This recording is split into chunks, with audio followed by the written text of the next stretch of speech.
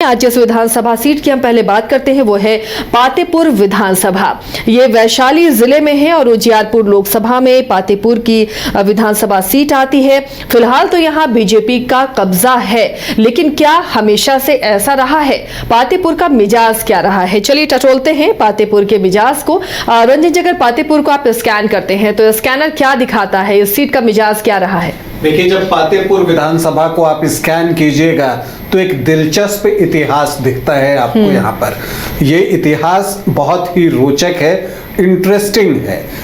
वैसे अगर आप देखिए तो यहाँ पर ज़्यादातर वक्त जो है समाजवादी विचारधारा ही बहती रही, लेकिन इन सब के बीच कांग्रेस को भी जीत मिली, बीजेपी भी यहाँ से जीती और यहाँ सीपीआई ने भी यहाँ पर सफलता जो है वो अर्जित की। देखिए, जो पातेपुर विधानसभा है वो 1952 से 1977 तक मुजफ्फरपुर दक्षिण लोकसभा का हिस्सा था, लेकिन 1977 से 2009 तक ये हाजीपुर लोकसभा क्षेत्र के अंतर्गत जो है एक विधानसभा हुआ करता था और फिर अब जो है ये आपको उजियारपुर लोकसभा का जो है वो हिस्सा हो गया है। अगर आप इसे देखिए तो जो पहले 4 चुनाव यहाँ हुए थे वो तब एक सामान्य सीट के रूप में ही चुनाव हुए थे। 1967 से जो है ये सीट एससी आरक्षित हुआ है। लेकिन एक जो दिलचस्प राजनीतिक इतिहास की हम बात करते हैं तो हम ये देखते हैं कि इतने सारे दलों को अवसर तो पातेपुर की जनता ने दिया, लेकिन जनप्रतिनिधियों पर उसने बहुत विश्वास नहीं किया। 3 ही व्यक्ति ऐसे हैं जो कि फिर से यहाँ के विधायक बने, वो भी लगातार नहीं बन सके। बाकी 10 जो है एक बार ही जीत सके और फिर उनकी वापसी जो है वो नहीं हो सकी पातेपुर विधानसभा सीट पर। तो ये एक आंकड़ा दिलचस्प है।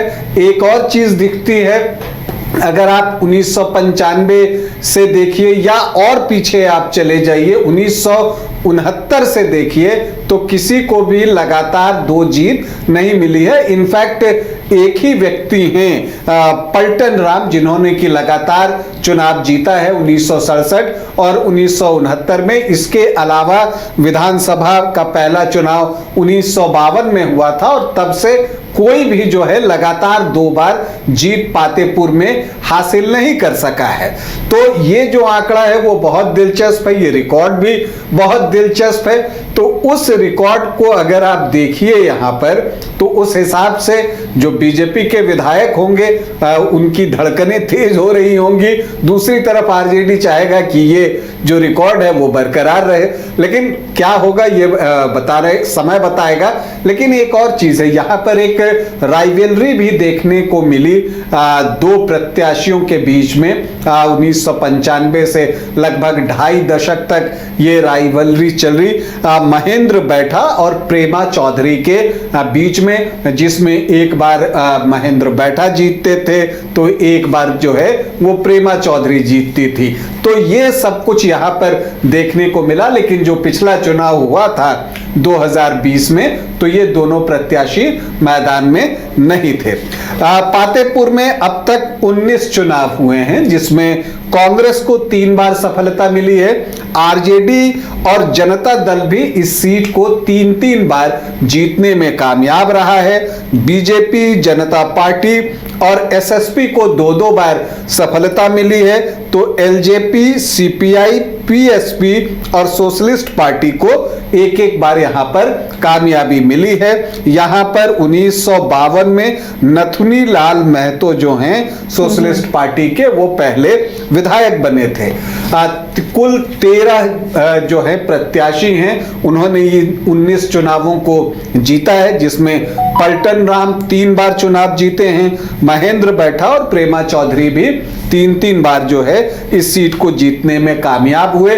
जो बाकी 10 विधायक बने वो बस एक बार ही रह सके। अगर हम यहाँ के आखिरी 3 चुनावों की बात करें, और एक और चीज दिखती है कि जो पातेपुर विधानसभा सीट है वहां की जनता जो है वो अपना वोट बहुत जाया नहीं करती, इधर उधर नहीं देती।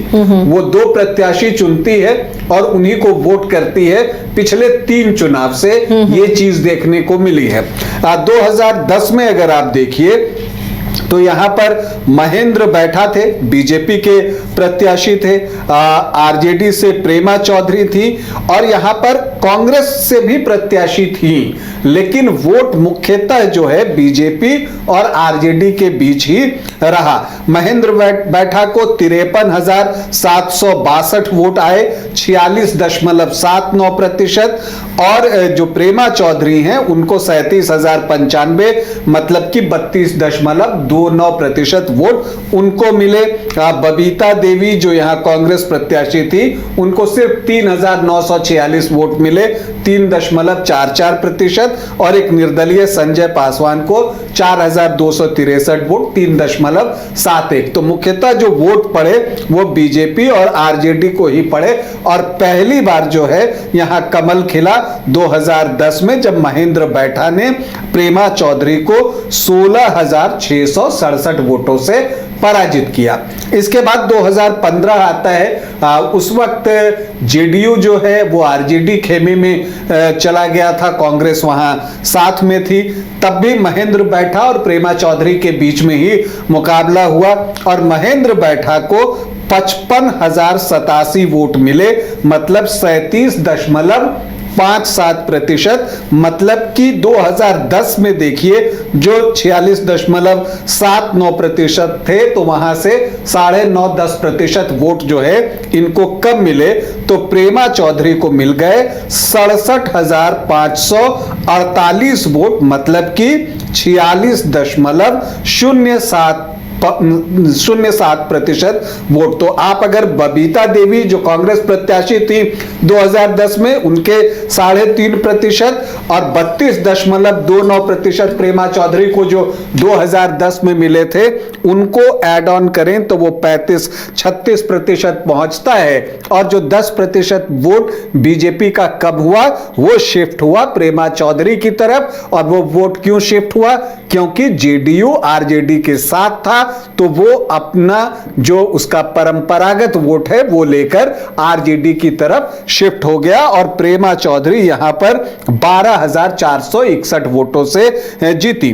फिर 2020 आता है। 2020 में जो है बीजेपी की तरफ से लखेंद्र कुमार रोशन जो है वो चुनावी मैदान में उतरते हैं और आरजेडी ने यहां से अपने कद्दावर नेता को उतारा, पूर्व मंत्री शिवचंद्र राम को। राजा पाकड़ से पहले लड़ते थे, लेकिन इस बार हाजीपुर से चिराग पासवान के खिलाफ वो लोकसभा का भी चुनाव लड़े थे, तो शिवचंद्र राम को ही प्रत्याशी बनाया गया। लेकिन जो यहां का एक ट्रैक है, रिकॉर्ड है कि एक बार ये पार्टी तो अगली बार दूसरी पार्टी, तो पिछली बार आरजेडी थी तो इस बार बीजेपी को आना था। तो लखेंद्र कुमार रोशन को 86,509 वोट मिले, 52.21% वोट, और शिवचंद्र राम को 60,670 वोट मिले, मतलब 36.6% वोट। तो फिर देखिए वही 10% वोट जो है वो कम हो जाते हैं आरजेडी के। तो नीतीश कुमार का जो परंपरागत वोट है वो डिसाइड कर रहा है। तो पातेपुर में अब इस बार कौन कौन दावेदार होंगे? देखिए पातेपुर में कद्दावर नेता लोग चुनाव लड़ते रहे हैं। शिवचंद्र राम की बात की, यहां पर जो बिहार के मुख्यमंत्री रह चुके हैं 15वें, वो भी यहां से चुनाव लड़े, राम सुंदर दास, और 1990 में जो है वो जीते थे। उस वक्त बहुत ये बातें भी हो रही थी कि वो बिहार के मुख्यमंत्री बनेंगे और इसीलिए वो पातेपुर से चुनाव लड़े भी थे। लेकिन वहां पर लालू प्रसाद यादव जो है वो मुख्यमंत्री बनाए गए और फिर उन्होंने पातेपुर से रिजाइन किया। 91 में फिर लोकसभा का चुनाव जो है वो लड़ते हैं। तो फिर उसके बाद तो बाकी चीजें इतिहास ही हैं। तो अब इस बार अगर हम दावेदारों की बात करें तो देखिए बीजेपी से तो लगता है कि लखेंद्र कुमार रोशन ही प्रत्याशी होंगे। वैसे क्षेत्र में लोग जो है इस तरह की चर्चा करते हैं, चूंकि उज्जियारपुर लोकसभा क्षेत्र क्षेत्र के अंतर्गत है, वैशाली में है, और पहले ये हाजीपुर लोकसभा का भी हिस्सा रहा था।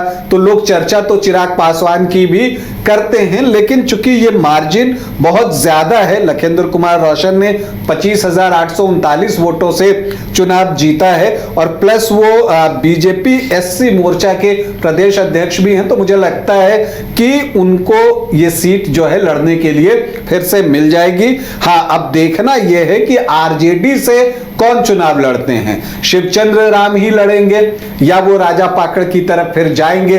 लेकिन राजा पाकड़ पिछली बार जहां तक मुझे याद है कांग्रेस को जो है वो सीट मिली थी, तो ये देखना होगा कि शिवचंद्र राम लड़ते हैं या प्रेमा चौधरी वापस से आरजेडी में आ गई हैं। 2020 विधानसभा के ठीक पहले उन्होंने आरजेडी छोड़ा था, जेडीयू का दामन थामा था इस प्रत्याशा में कि उनको 2020 में जो है यहां से जेडीयू प्रत्याशी बनाएगा, लेकिन सीट बीजेपी को चली गई। तो उसके बाद फिर वो आरजेडी में आ गई हैं, उनके बेटे भी हैं एक दावेदार के रूप में। तो देखना है कि क्या होता है, इन्हीं तीनों में से कोई एक प्रत्याशी यहां पर हो सकता है आरजेडी की तरफ से। अब अगर हम यहां के जातीय समीकरण को देखें तो एससी वोटर 23.16% है, तो बड़ी संख्या है एससी वोटर्स की, और इसमें पासवान और रविदास दोनों बड़ी संख्या में हैं। पासवान थोड़े यहां पर ज्यादा हैं। इसके अलावा मुस्लिम वोटर्स 15.8% और यादव भी 14 से 15% के आसपास हैं। तो जो MY बनता है वो 30 से 32% के आसपास का बनता है। इधर आप देखें तो जो सामान्य जाति है उसमें राजपूत आपको 5-5.5%, भूमिहार भी लगभग इसी के आसपास हैं, और ब्राह्मण 3 से 4%। तो कुल मिलाकर अगर आप देखें तो जो सामान्य जाति के वोट होते हैं वो 12 से 14% के आसपास आ जाते हैं।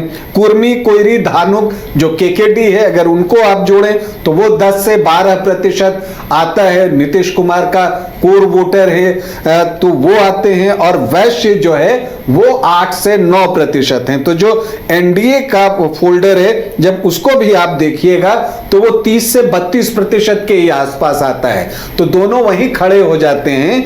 और एक चीज है कि इस बार वीआईपी जो है वो आपको आरजेडी के साथ चुनाव में है, तो अगर वो मल्लाह वोटर्स यहां 8 से 9% है, अच्छी संख्या है, तो वो आंकड़ा जो है आरजेडी का 40 के पास पहुंच सकता है, बशर्ते कि मुकेश सहनी मल्लाह वोटर्स का जो वोट है उसको कंप्लीटली कन्वर्ट कर सके महागठबंधन की तरफ, या फिर हो सकता है कि वीआईपी इस सीट पर कहीं दावा ना करे। लेकिन कुल मिलाकर अगर आप देखिएगा तो मामला बराबरी का आता है। तो डिसाइडिंग कौन है, एससी आरक्षित सीट है, और अनुसूचित जाति के वोटर्स ही तय करेंगे कि पातेपुर में पताका किसका लहरेगा। तो देखिए पातेपुर की जंग है जो बेहद दिलचस्प नजर आ रही है, और समीकरण किसे फेवर करेंगे, कैंडिडेट कौन होगा, इस पर भी हमारी नजर बनी रहेगी।